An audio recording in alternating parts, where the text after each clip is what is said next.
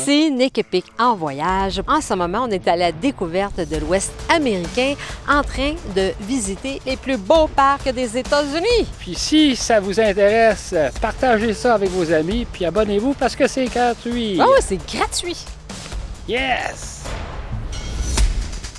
Aujourd'hui, on va vous parler d'un des plus beaux parcs nationaux qu'il y a aux États-Unis puis qu'on a vu de toute notre vie, tellement c'était époustouflant, grandiose, spectaculaire. Il n'y a pas de qualité pour décrire ce parc-là tellement que c'était beau. Eh oui, on vous invite de regarder la vidéo complète, puis essayer de deviner quel parc il s'agit, puis à la fin, on va dévoiler le nom du parc en question. Ouais. Alors, on va décliner ça en 4 étapes différentes. On va d'abord vous parler de 3 randonnées qu'on a faites, du camping où on a campé, des installations qu'il y a dans le parc et aussi comment se déplacer à travers le parc. Alors, commençons par les 3 randonnées qu'on a faites. Tout d'abord, si ça ne vous tente pas de marcher, vous pouvez faire le parc en voiture ou avec la navette du parc et vous arrêter à différents belvédères qui sont des endroits spécifiques où on peut admirer le paysage. Et puis, peu importe où on s'arrête, c'est beau partout, n'est-ce pas, Nick? Hein? C'est tout le temps beau. Absolument. Tout le temps beau. Et lorsqu'on s'est arrêté au premier arrêt, quand on est arrivé dans le parc, cet arrêt-là se nomme le Desert View. Je vous dis qu'on ne s'attendait pas à voir un paysage aussi spectaculaire devant nos yeux. C'était comme vraiment époustouflant. C'était extraordinaire. C'est comme... on dirait qu'on... Oui? C'est une surprise. Une surprise. On dirait qu'on était sur une autre planète. C'était tellement beau. C'était vraiment, vraiment extraordinaire. On a marché aussi une grande partie de ce qu'on appelle la Rim Trail. C'est comme une trail qui suit le long du parc. On est en hauteur et on voit tout le parc au complet. Ça a une longueur d'environ 20 km. Et là, on a différents angles du paysage devant nous. C'est un sentier qui est facile à faire. Il est pavé. On peut y aller avec des chaises roulantes. Les chiens attachés sont admis. Et il faut dire que la rive sud du parc, c'est là que le soleil est bien placé parce qu'il éclaire directement. Tout le spectacle s'offre devant nous et on n'est pas à contre-jour. Fait que vraiment, on a été capable de faire des superbes, de belles photos et vidéos sur ce côté-là du parc.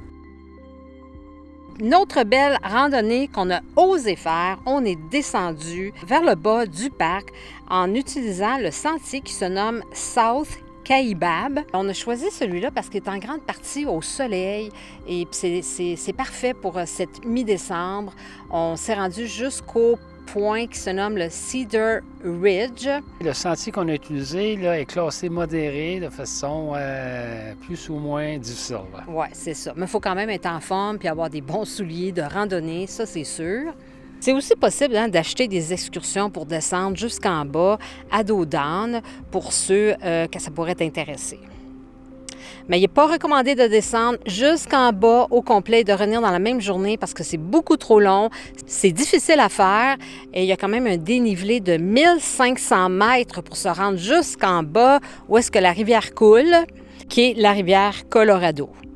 Maintenant, on va parler des installations qu'on trouve dans tout le parc. Premièrement, il y a un magasin général, une épicerie. C'est quand même assez grand. Il y a beaucoup de virtuailles à acheter là-bas.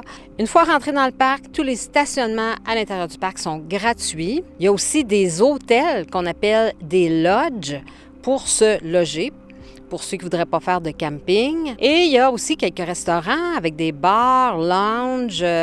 On a aussi une buanderie dans le parc. Il y a un grand centre des visiteurs pour aller chercher de l'information.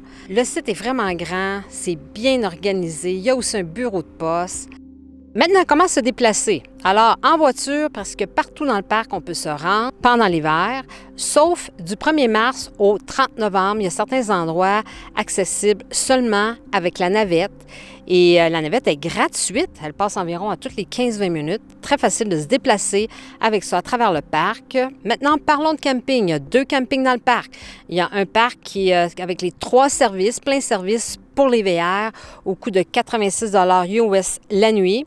Et un autre qui se nomme le Mather Campground. Celui-là est sans service à 18 $ la nuit. On peut quand même utiliser la génératrice de 7 à 9 le matin et de 6 à 8 le soir. Il y a une station de vidange qui est ouverte à l'année. Il y a aussi la buanderie qui est juste à côté du camping. Il y a des toilettes et des douches dans le camping et la navette passe juste à côté du camping. Alors, voici le moment de vous dévoiler c'est quoi le nom du parc?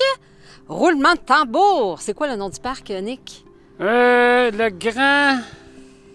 Le Grand Canyon! Ah ouais, dis-le! Le Grand Canyon. Eh oui, le Grand Canyon!